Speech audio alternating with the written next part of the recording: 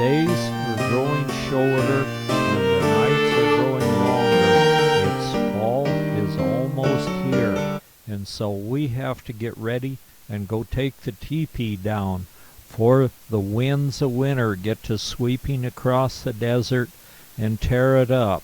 We'll make the 400-mile trip over to the southeast corner of Oregon, but since we're going there anyway, we just as well make it a fun vacation as well.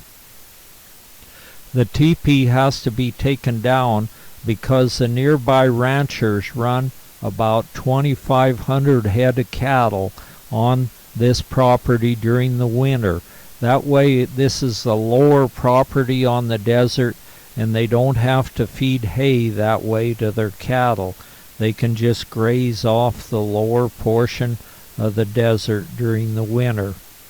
And anyway, that many cattle around would sure raise havoc with a teepee.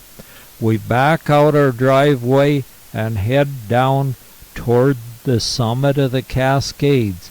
Right where the Cascade Mountains meet the valley, they're growing scads of grapes. There's just acre after acre of grapes, and that's a rather new crop. And these people that grow the grapes, some of them are making their own wine of the grapes. Then we move on and come to the filbert or hazelnut orchards, just mile after mile of them. And that's a rather new crop too, although there has always been some grown in the valley, not nearly the amount we're seeing now. After a few hours, we reach our daughter Annette's vacation home at La Pine. So we'll go in and check that all is well and spend the night. Then the next morning we can roll out of bed early, and this will cut our trip pretty much shorter. The next morning, before the sun reaches the full height in the sky, we're heading out, heading for southeast Oregon. We reach there not too late in the day, and we decide to go down to the Owyhee River at Three Forks and test the water and see if it'll produce one of those nice bass.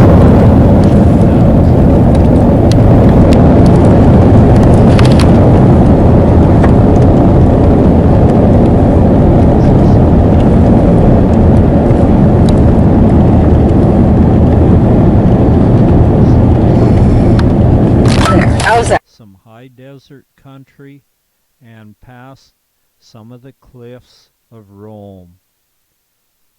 Then, when we get up on top, we take a dirt and gravel road for 35 miles as we rattle our way. Very upset with what their politicians have told them and what their politicians have done. I think Donald just criticized me for preparing for this debate.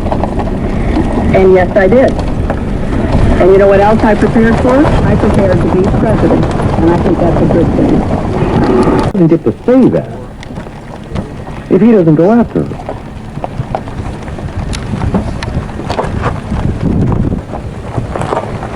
Three 336-3700. 95% of this audience is either anti-Hillary or pro-Trump. Now, I know there's a lot of people that are mad. The Owyhee River, and we're going to cross it and drive up near the hot springs. We cross the bridge and go up over a hill on not too good a road. It's plenty of big rocks you have to dodge, and then we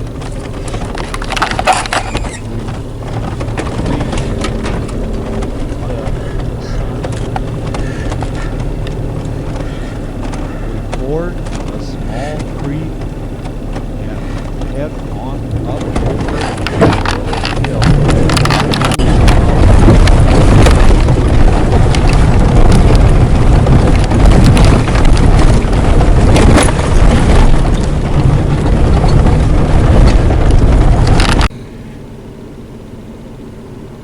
take a look down at the Owyhee River flowing down below us. This is the main fork of the Owyhee River. We can see it through a crack in the rocks as we move on down.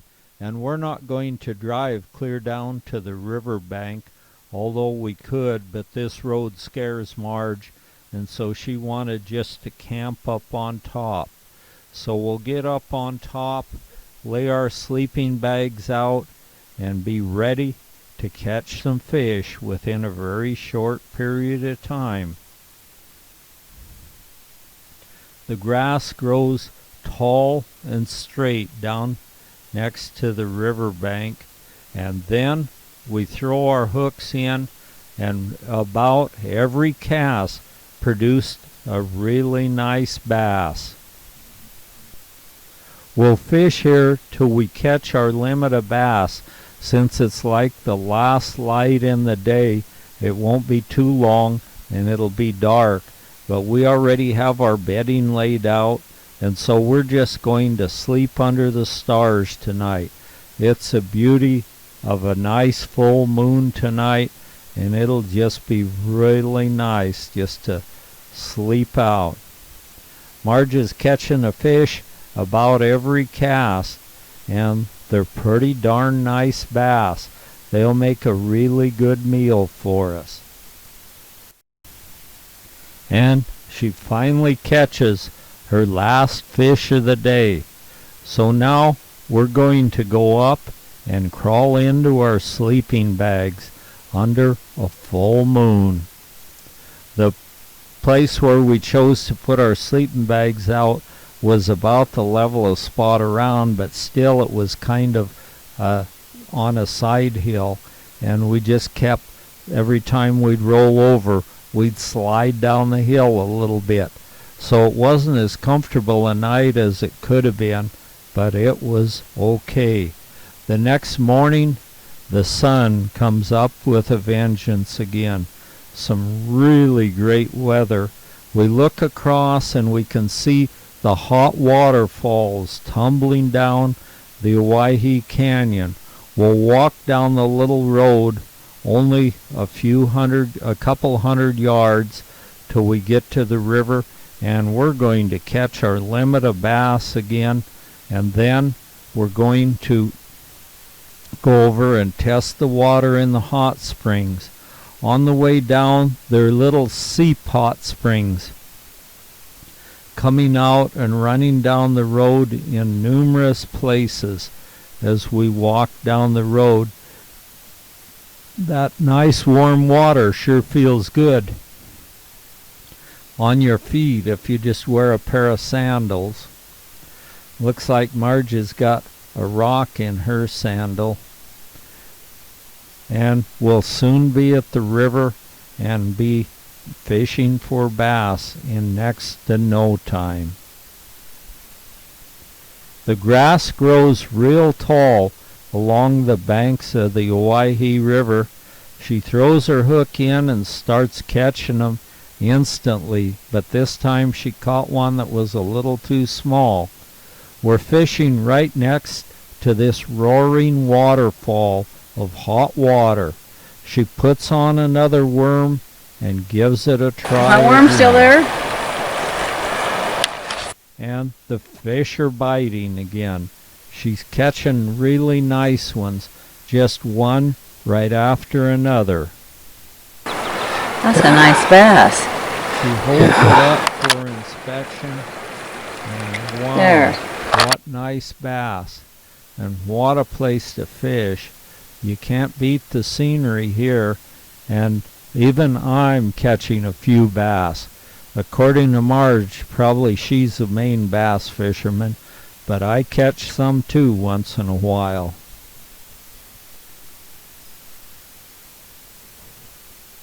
Now that we've both caught our limit of bass, it's time to go down and test that hot water. We both get in the lower pool, and wow, is it nice. The water's nice and clear with all sorts of bubbles popping and coming to the surface from the waterfall. and you can back in under the waterfall and get just a totally great back massage. The water is so clear that it looks as if you could drink it with no problem. All you have to do is just back up under one of these waterfalls and you get a totally amazing bubble bath and back massage. There's no shortage of hot springs coming out here. You can look in any directions and see a hot springs coming out of the hill. There's probably no less than a dozen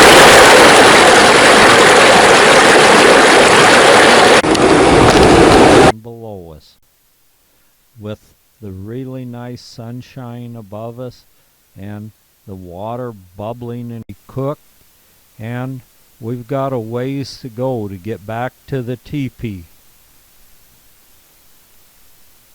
We pick our way very carefully down this not so good dirt road till we get down and ford one of the forks of the Owyhee River. But fortunately it's not a very big one, and this time of year it'll impose no problem to us. Down on me. That hat fell down on me. Because you're looking out over the Owyhee Canyon, and then across the very small fork of the Owyhee River and on to the bridge and on. We're going to head directly to the cabin. We have a few things that we need to do at the cabin before, the teepee, before we take it up for winter. So we'll head right across the bridge and up the hill and on over to the teepee. We hadn't been to the teepee yet on this trip, and so I'm really anxious to get back and see if it's still there and see that nothing or no one has done anything to it. So we're heading back to the teepee the first thing when we get back, and then we'll be able to spend the night and some comfort in the teepee, and we've got our camp stove and everything, so we can cook us a really nice mess of these very fresh bass and have us a really good feast. After about 7 miles of a bone-jarring dirt road off the main White Horse Ranch Road down to the teepee, we go around a few corners and keep looking for the teepee ahead, and we haven't spotted it yet, but the Steens Mountains are standing tall in the background. Then we come around a corner, and there it is, the teepee, and from here it looks like it's stood the elements really well. It's still standing and looks like it's in good shape. So we'll hurry up and go in and see if there's been any critters inside that might have done some harm. There are a few mice out here and lots of kangaroo rats and lots of badgers and coyotes around, but I don't think any of them would do any harm. Maybe one of the little mice might do something. So we hurry up, pull in the little parking area where we've cleared the sagebrush so it won't be catching on fire, and go in the teepee and see that all is well. We had the smoke flaps closed, but we'll open them up where we can get a good view of the moon and stars and cool it off a little in there as the sun sinks in the distant horizon back behind the Steens Mountains. The Steens Mountains are pretty much completely gone. The snow is pretty much completely gone off the Steens Mountains, but they still look good in the background. It's been one of those super dry years out here. I opened the smoke flaps on the teepee, and we spent the night after we cooked some brass. But then we remembered we have a new map that a friend of Marge's gave us on where there's some petrified wood down by McDermott, Nevada. So we're going down and take a look and see what we can find. They're wanting to make this into a national park or a national monument. So you see these signs all over the place, no monument. We go to McDermott, head east, back up into Oregon, and then we follow the directions carefully down a 2-track road till we come to an area where we can dig some stones. We dug our petrified wood the first day. We'll go back to the teepee that night, and then the next morning we got to thinking about it. Hey, if we did that well the first day, let's get up a little earlier and go out and try it again. So the next morning, as soon as the sun has cleared the horizon, we back out and head back to McDermott, where we're going to try our luck for day 2 of digging petrified wood. And this is some excellent quality petrified wood. It's gem quality and the best found anywhere. We pull into the small border town of McDermott, Nevada. This is right on the Oregon-Nevada border. Then we'll take a right and head west from McDermott for only a few miles till we come to the spot where we're looking forward to digging some of that really good quality petrified. From McDermott, we steer a course westward.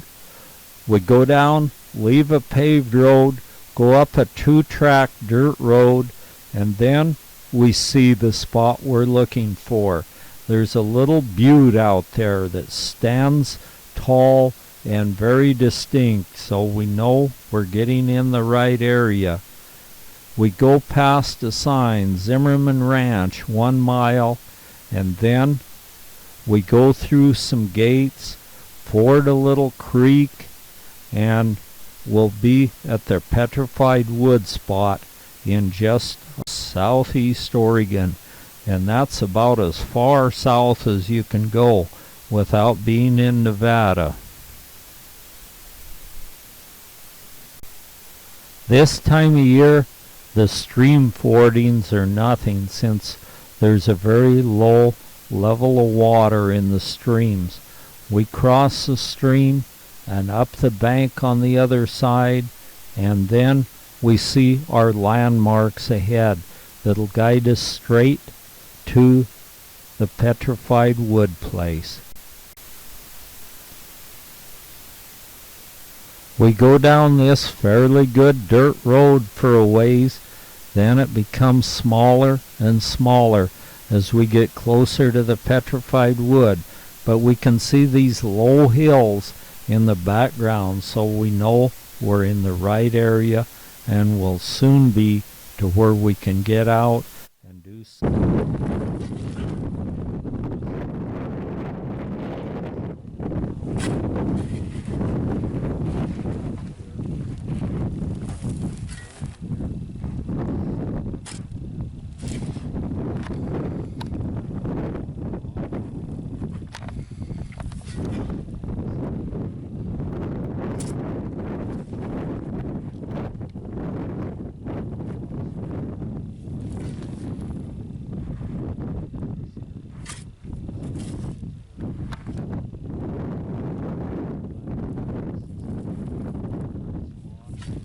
Now, Very well here, so who minds moving a little bit of dirt when you're going to find such excellent, super excellent quality petrified wood.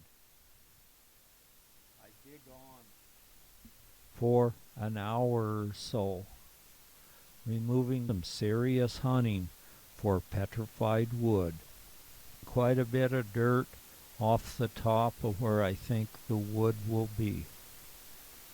I hear that telltale ring that means I've hit a super hard piece of petrified wood. Then I start digging very carefully all around it to remove the dirt so I can wiggle it a little bit and pull it out. There's at least 4 foot of overburden over the top of it. But there comes my piece of really nice petrified wood. It's got good grain in it and looks good, and it isn't broke at all. This is gem quality wood, which would make good jewelry or whatever. Then I just continue digging, finding piece after piece of it coming out. This one has a real black agate looking stuff inside it with real nice wood grain. You can clean it off a little bit and see your prize, and what a nice prize. Then I reach my shovel back in there, here another ring, and there comes another nice big piece out. Piece after piece the mountain is surrendering to us as we dig on.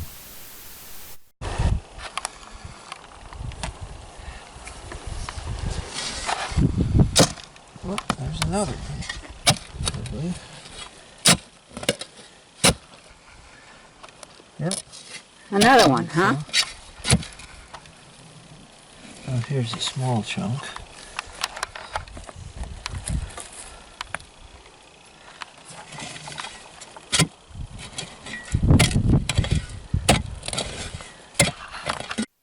I use my shovel, but the bar comes in handy too to dig out little pieces of it. If it were a little smaller bar, it might be handier to use, but that one works. And I've found another piece, so I'll very carefully dig around it and wiggle it a little to get it out of the clutches of the earth. Have to be real careful. I've dug kinda under some overhangs, so I have to be really careful that it doesn't cave in on me. Then I see that it looks like a really nice piece. I'll move a little bit of the harder stuff with the bar and then go back to the shovel and dig a little bit by hand. And there it comes. It's wiggling and pops right out. The shovel's in the way.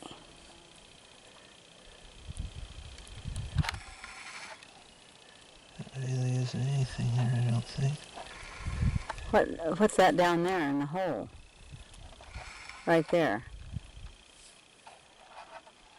Yeah, that's a nice piece, see? Oh, yeah. Yeah, that's a nice chunk.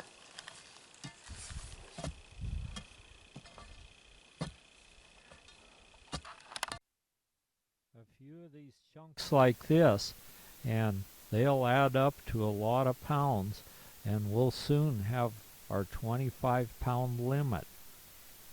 And it's all good quality, gem quality stuff.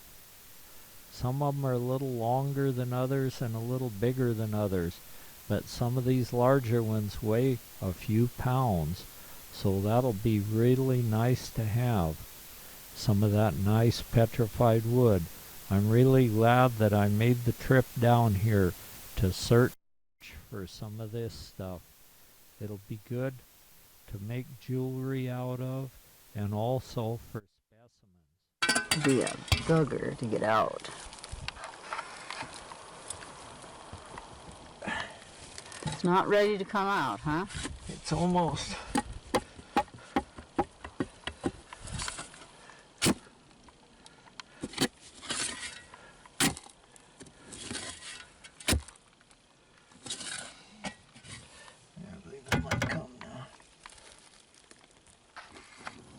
Oh, wow.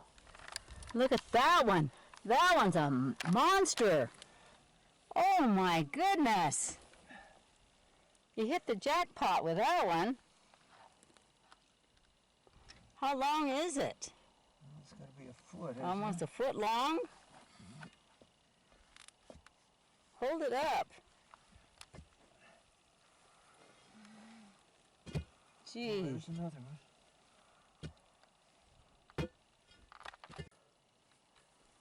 Now that was worth coming back for.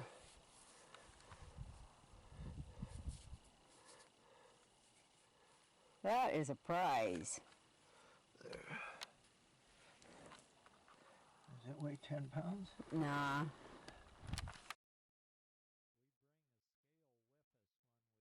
Go petrified wood hunting. So we weighed that big one, and it weighed 8 pounds. So that was a pretty nice piece. And this is super good quality stuff, known worldwide as the McDermott wood. Well, by this time we're getting close to our limit, and the sun's sinking low on the horizon. So we've got to head back to the teepee, and we've still got a little bit of fun that needs to be had around.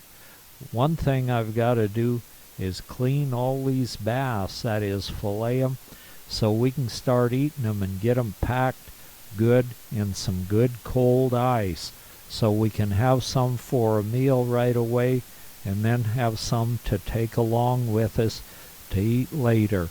And they keep really well in ice. In front of the teepee I start in on the bass, and it'll only take about an hour or so to do it. And then Marge has a plan for me. Her plan is to go sunstone hunting again. The bass filleting went real fast, and I'll bet the old badger will sure be glad to find some of those carcasses when we leave, as well as the coyotes. We head out to the Sunstone area, park, and just step out of the car. Any place you step out and look at the ground, the little sparkly things there are the sunstones, and they're Oregon State gemstone, also known as the Oregon diamond, and they are found in a few other states, but some will tell you they're only found in Oregon. But whatever, they're very, very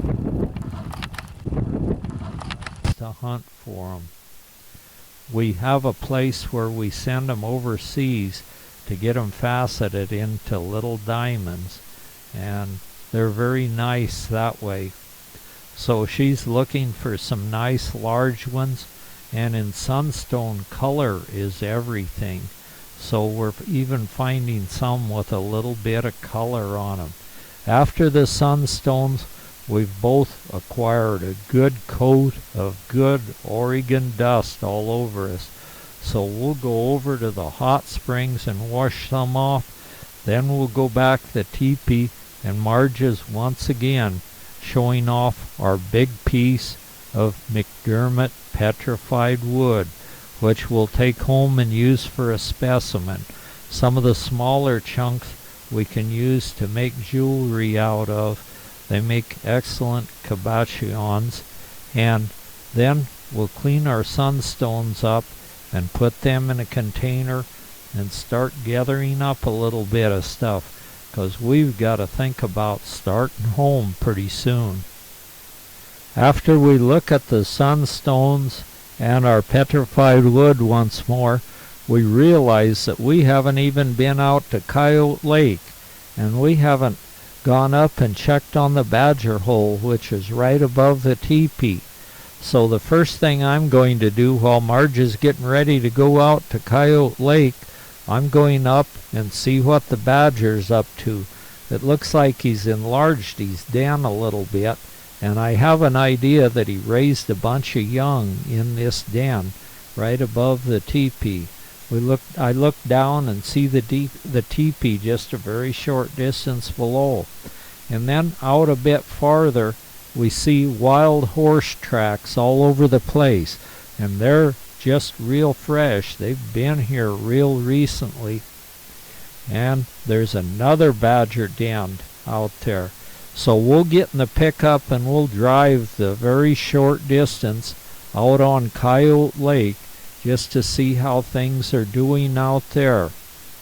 We go over the top of the foredune and we're out on this dry lake bed playa where there's absolutely hundreds of acres of, it's so just as smooth as Safeway's parking lot, and you can drive on it too.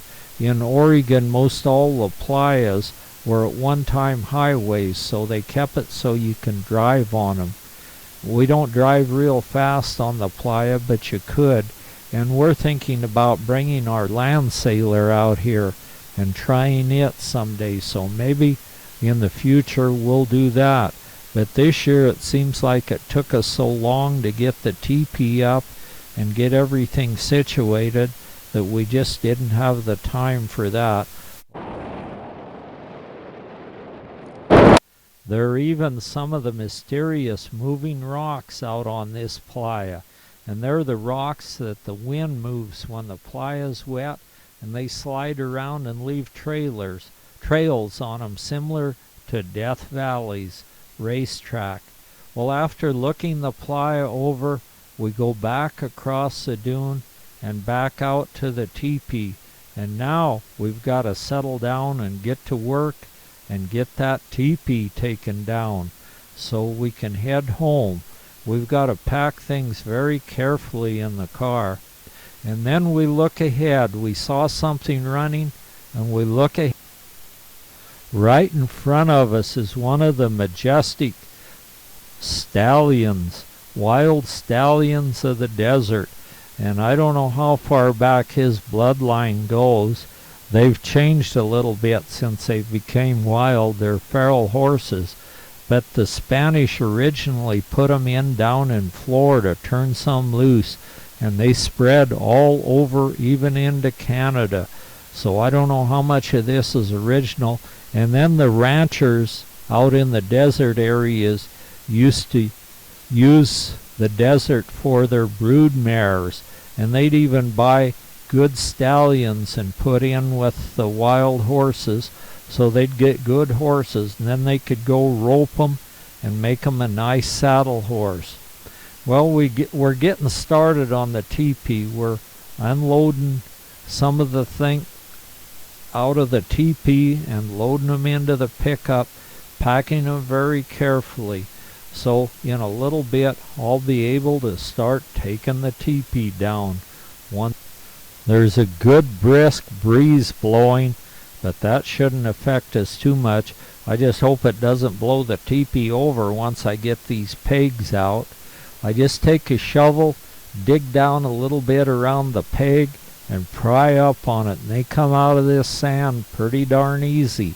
After I get the pegs up, I unlace the teepee cover. We've already taken the interior out of it, the interior lining, and then I just unlace the teepee, and it's all attached to a lift pole, so I can just pull that lift pole out and the whole... Oh, that main teepee pole is where it's hooked on, up above. As soon as you push it forward, the whole teepee's falling.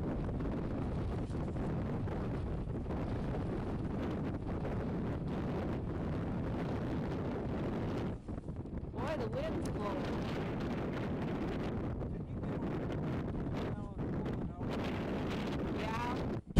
Is even going to help a little bit pulling it down.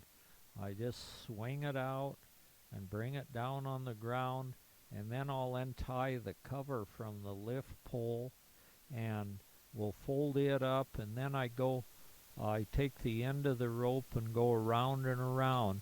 There are 4 wraps of rope around the teepee poles up on top, so I have to go out and unroll it 4 times. You have to walk around the teepee 4 times pulling the rope, and it's not really enough to make you dizzy, so it went pretty well.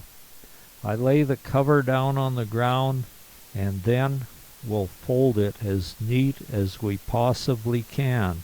and it looks like it hasn't hurt the teepee one bit, having it up most all summer. Next year we're hoping to get it up earlier, and I'm hoping to get my grandsons in gear and get some fencing done around here so that when they have the cattle in here they won't be pestering around. They run about 2,500 head of cattle from the White Horse Ranch across here, and unless you got it fenced they would be all over it, and so we don't dare leave it up with those darn cattle around. Well, we're getting it rolled up pretty easily now, and so then we'll just make a small bundle out of it, load it in the back of the pickup, and head for home.